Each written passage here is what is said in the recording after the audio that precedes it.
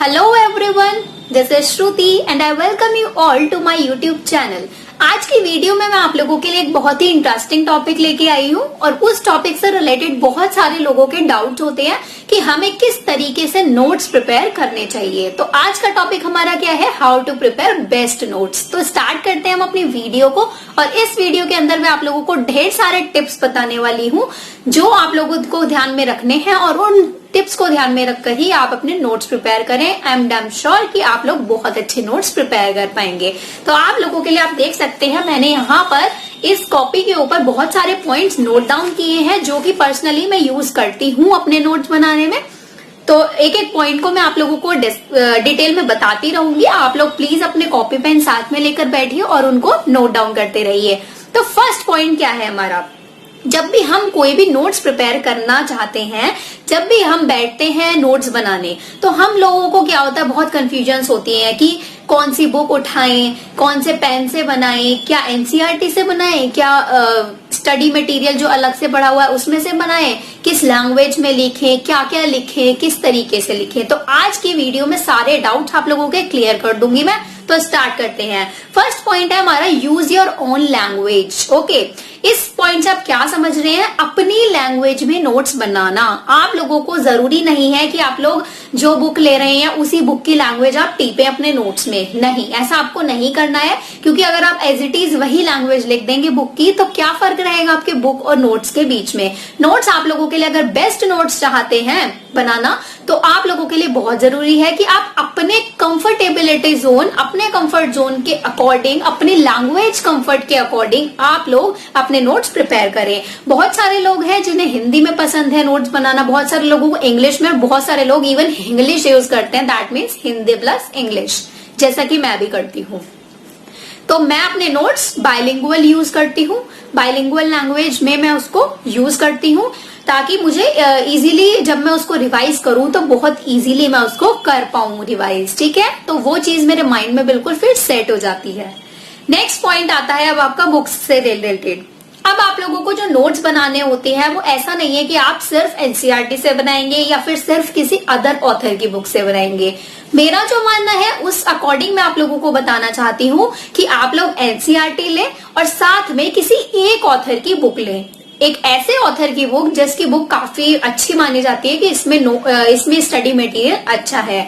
उन दोनों को कंबाइन करके आप यूज करें। फॉर एग्जाम्पल, आप लोगों ने एक टॉपिक लिया, मान लीजिए मैं आपको अपनी तरफ से एक एग्जाम्पल देके बता रही हूँ। आप लोगों ने एक टॉपिक लिया दैट इज बिजनेस, ठीक है, बिजनेस, ट्रेड एंड कॉमर्स। अब उस टॉपिक पे आपने एनसीईआरटी से नोट्स देखे प्लस किसी अदर लैंग्वेज, किसी अदर ऑथर की बुक से भी आप उसमें नोट्स देखिए और दोनों को कंबाइन करके तब अपने पॉइंटर्स उसमें नोट कीजिए। बहुत इफेक्टिव वे है ये बनाने का ताकि आप लोगों को दोनों बुक्स कवर हो जाए और दोनों बुक्स के जितने भी पॉइंट्स हैं वो आप लोगों को मिल जाए, ज्यादा से ज्यादा आप आगे स्कोर कर पाए। तो ये था हमारा सेकेंड पॉइंट।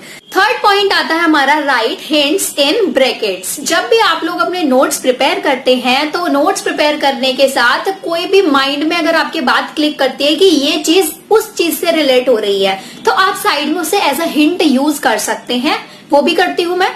कोई भी बात अगर उससे रिलेटेड क्लिक हो जाती है, लाइक कोई एग्जाम्पल के तौर पर मैं उसको हिंट में ब्रैकेट में लिख लेती हूँ ताकि जिस टाइम आप उसकी रिवीजन करें तो आप लोगों को एकदम से चुटकी में माइंड में क्लिक हो जाए कि हाँ जी ये हमने पढ़ा था और ये मुझे आता है।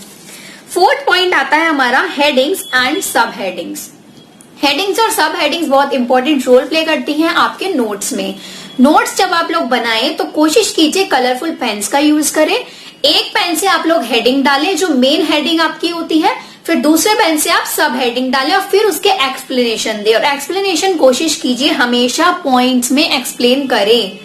हमेशा कोशिश कीजिएगा पैराग्राफ्स ना लिखे, पैराग्राफ्स को अवॉइड करें क्योंकि जितना आप पैराग्राफ्स में लिखेंगे आप लोग को ही कंफ्यूजन बढ़ेगी, आप लोग ही कंफ्यूज होते रहेंगे कि किस तरीके से इन्हें याद करें। और जितना आप पॉइंट्स में लिखेंगे आप इजीली खुद देखेंगे कि आपको बहुत अच्छे तरीके से अपने नोट्स याद हो रहे हैं। नेक्स्ट पॉइंट आता है डायग्राम्स एंड फ्लो चार्ट्स। आपको बहुत जरूरी है जब भी आप अपने नोट्स बनाएं तो हर एक टॉपिक में कोशिश कीजिए कि एक फ्लो चार्ट तो बनाइए।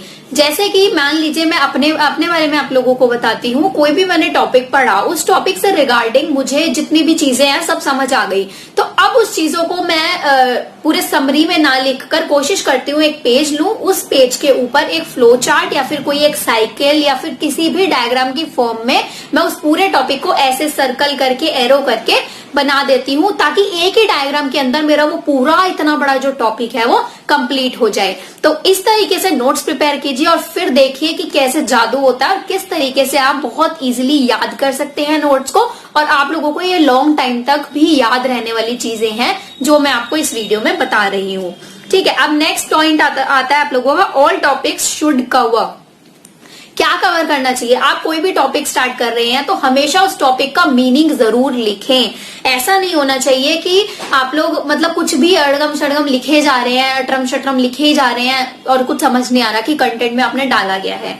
तो सबसे पहले एक टॉपिक उठाइए, उस टॉपिक की डेफिनेशन दीजिए, उस टॉपिक का फिर मीनिंग दीजिए, मीनिंग लिखने के बाद उसके फीचर्स, एडवांटेजेस, डिसएडवांटेजेस दीजिए। ये सब मैं पॉइंट्स में बता रही हूँ आप लोगों को, समरी नहीं भरनी आपको, पॉइंट्स में लिखिए सब, बस आप एरो डाल डाल के पॉइंट्स में लिखते जाइए और नीचे एक फ्लो चार्ट बना दीजिए। दैट्स इट, वो आप लोगों का एक टॉपिक कंप्लीट। तो 2 से 3 पेज में आपका एक फुल फ्लेज टॉपिक कंप्लीट हो जाएगा। तो आप लोगों को ऐसा भी नहीं है कि बहुत मोटे मोटे बुक्स और डायरीज भरनी है कि नोट्स बनाने हैं। ठीक है, जितने शॉर्ट हो नोट्स और जितने ज्यादा इंफॉर्मेशन उसके अंदर हो उतना ज्यादा बढ़िया है। ठीक है, नेक्स्ट आप लोगों को नेक्स्ट पॉइंट आता है यूज कलरफुल पेन्स। जैसा कि मैं आप लोगों को वीडियो के स्टार्टिंग में भी बता चुकी हूँ, कोशिश कीजिए अलग अलग पेन से यूज करें। हेडिंग डालिए ब्लैक पेन से और जो पॉइंट्स लिखेंगे आगे वो लिखिए ब्लू पेन से, और कोशिश कीजिए जो डायग्राम बनाए वो थोड़ा कलरफुल बनाए। बिकॉज जो ह्यूमन माइंड है, जो साइकोलॉजी है, वो ये कहती है कि जो चीज आप देखते हैं अगर वो एक कलरफुल वे में है ना तो आप उस चीज को अट्रैक्ट करते हैं, आपका माइंड उस चीज को अट्रैक्ट करता है। तो अगर आप खुद देखिए, आप एनसीईआरटी की बुक्स ब्लैक एंड व्हाइट पढ़ते ही आपको नींद आनी शुरू हो जाती है, लेकिन अगर आप लोगों को कलरफुल बुक्स दे दी जाए तो आप लोग बड़े इंटरेस्ट से पढ़ेंगे। जैसे छोटे बच्चे होते हैं ना, उनके बुक्स के अंदर बहुत सारे डायग्राम्स, छोटे छोटे कार्टून्स और कलरफुल चीजें होती हैं, तभी तो उन लोगों का इंटरेस्ट डेवलप होता है। तो इंटरेस्ट डेवलप करने के लिए ही मैं आप लोगों को ये सारे पॉइंट्स बता रही हूँ। इन पॉइंट्स को जरूर ध्यान में रखिएगा और उस वे में अपने नोट्स प्रिपेयर कीजिएगा। ओके, तो कलरफुल पेन्स का यूज भी बहुत जरूरी है। फिर आता है आपका underline keywords and important words. ये भी बहुत इंपॉर्टेंट पॉइंट है। जब आप अपने नोट्स बनाते हैं तो जो भी वर्ड आप लोगों को ऐसा लग रहा है कि in future for future references आप लोग उस वर्ड को अंडरलाइन कर लीजिए, या कोई लाइन है पूरा या कोई इंपॉर्टेंट वर्ड है उसको अंडरलाइन कर लीजिए। अगर वो इंग्लिश में है तो ऊपर छोटे से ब्रैकेट में डाल के उसका हिंदी में आप मीनिंग लिख दीजिए, ताकि आपके नोट्स बहुत ही इफेक्टिव वे में बने। और ये सिर्फ नोट्स बनाना नहीं है आपको, उसको आप लोगों को रिकॉल भी करते रहना है, ताकि आपको देख के ही आप उन नोट्स की तरफ अट्रैक्ट हो जाए और आपका मन करे कि हाँ हमें इन्हें पढ़ना चाहिए। ठीक है, नेक्स्ट पॉइंट है आपका form your own flow charts. अब जैसे मैंने आपको बताया था डायग्राम्स और फ्लो चार्ट्स बहुत जरूरी है बनाने, तो आप लोग कोशिश कीजिए कि अगर आप लोगों को बुक्स में नहीं मिल रहे हैं फ्लो चार्ट्स तो आप खुद से बना लीजिए। फॉर एग्जाम्पल मैं आप लोगों को बता देती हूँ, जैसे मान लीजिए मैंने आपको एक टॉपिक पढ़ाया, ठीक है, फ्रेंचाइजिंग पढ़ा दिया। फ्रेंचाइजिंग की मैंने अब आपको फीचर्स बताए, तो फीचर्स में जो वो 5 या 6 पॉइंट्स हैं उसको आप एक फ्लो चार्ट के वे में दीजिए। एक बॉक्स बनाइए, फर्स्ट पॉइंट डालिए, नीचे एरो डालिए, फिर सेकंड पॉइंट डालिए एक बॉक्स के अंदर, फिर ऐसे नीचे एरो डालिए, फिर थर्ड पॉइंट डालिए, फिर ऐसे एक एरो डालिए। तो एक फ्लो चार्ट के वे में बन जाएगा और बहुत ही इफेक्टिवली आपको याद हो जाएगा। आपको एक एक चीज बाद में नहीं पढ़नी पड़ेगी, पॉइंट्स पढ़िए और हो गया, पॉइंट्स पढ़िए और हो जाएगा याद। ठीक है, तो ये बहुत ही अच्छा वे है नोट्स प्रिपेयर करने का और चीजों को याद करने का। The last one is, and that is the very very important point, and the point is revision every weekend। अब जब आप लोग नोट्स बनाते हैं, मैं डिटेल में बताती हूँ इस चीज को। अब जब आप लोग नोट्स बनाते हैं तो आप लोग ये कोशिश कीजिए कि सारा टाइम अपना नोट्स बनाने में ना यूज करें। आप लोगों को डेली बेसिस पर उनकी रिवीजन भी करनी है। मान लीजिए आज आप लोगों ने सुबह से लेकर शाम तक जो भी नोट्स बनाए हैं, 2 पेज 3 पेज, रात को सोने से पहले आप उन पेजेस को रिवाइज कीजिए, पढ़िए, एक बार पढ़िए, फिर 2 बार पढ़िए, फिर आप सो जाइए। फिर इसी तरह से नेक्स्ट डे आप लोग जो पूरे दिन में नोट्स बनाएंगे वो रिवाइज करने से पहले आप पहले दिन के नोट्स 5 मिनट के अंदर अंदर रिवाइज कीजिए और उसके बाद आगे कंटिन्यू कीजिए। तो इसी तरीके से जब आप पूरा करते जाएंगे तो आप देखेंगे कि आप सिर्फ नोट्स बना नहीं रहे हैं, उन नोट्स के साथ आप लोगों के माइंड में भी फिक्स हो रही है चीजें। आप खुद सोचोगे कि ये क्या जादू हो गया, मैं रोज सिर्फ 10 मिनट देता हूँ और 10 मिनट में इतना सारा मैंने याद कर लिया। तो ये चीज आपके मन में आने लगेगी। उसके बाद जब वीकेंड आता है तो वीकेंड पे आप कोशिश कीजिए अपना हेल्दी लाइफस्टाइल तो मेंटेन करते ही रहिए, कोशिश कीजिए माइंड को पॉजिटिव रखें। माइंड को जितना पॉजिटिव रखेंगे उतना ही आपके माइंड में चीजें अच्छे से फिक्स होंगी, पॉजिटिव चीजें। ओके, तो रिवीजन बहुत जरूरी है। एवरी वीकेंड आप लोग रिवीजन कीजिएगा।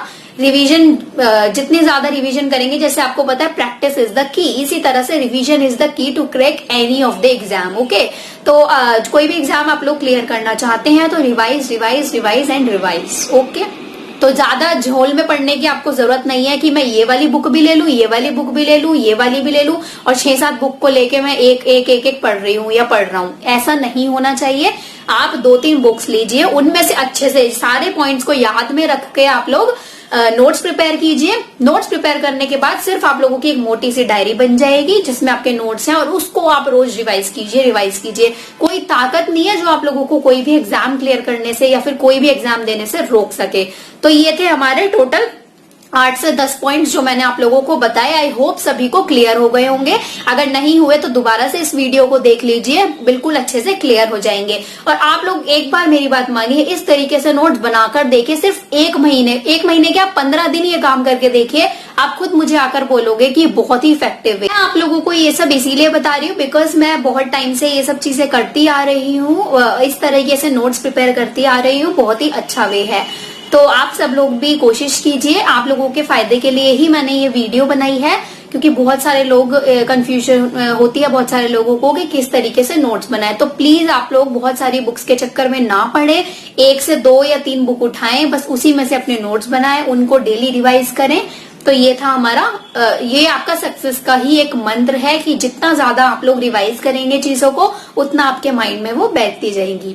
तो आई होप आप सभी लोगों को ये वीडियो समझ आई होगी और अच्छी भी लगी होगी। अगर आप लोगों को अच्छी लगे वीडियो तो ज्यादा से ज्यादा अपने फ्रेंड्स के साथ शेयर कीजिएगा ताकि उन लोगों को भी नोट्स बनाने में हेल्प मिले। इसी तरीके से मैं आप लोगों के लिए ढेर सारी वीडियोस लेकर आती रहूंगी। Thank you so much.